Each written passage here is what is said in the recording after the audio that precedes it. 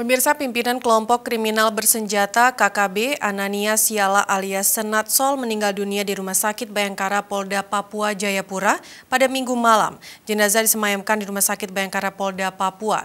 Sebelumnya Senat Sol sempat dirawat di ruang ICU. Pimpinan kelompok kriminal bersenjata KKB Yahukimo Anania Siala alias Senat Sol yang merupakan mantan anggota TNI Angkatan Darat pada Minggu malam 26 September 2021 dinyatakan meninggal dunia setelah menjalani perawatan di ruang ICU Rumah Sakit Bayangkara Polda Papua. Kabid Dokes Polda Papua Kombes Pol Nariyana ditemui 27 September 2021 di Jayapura, Papua, membenarkan pasien atas nama Senat Sol meninggal dunia. Sebelumnya pimpinan KKB ini mengalami luka tembak pada bagian paha kanan dan lutut kanan. Luka tersebut berada di bagian pembuluh darah yang mengalami luka cukup besar sehingga dilakukan perawatan oleh tim medis.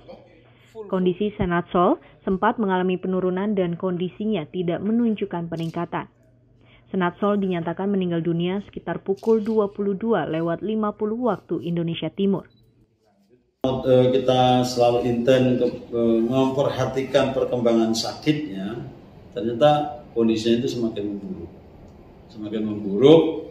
Dokter kami dan semua staf rumah sakit sudah berusaha tahapan itu, masuk penanganan luka, kemudian dibersihkan karena ada luka tembak yang terbuka pada pembuluh darah itu yang cukup besar di belakang lutut.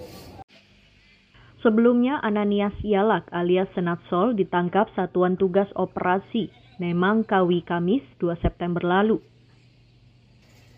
Ia merupakan pimpinan KKB yang terlibat di sejumlah aksi teror berdarah di DKI, ibu kota Kabupaten Yahukimo, Papua.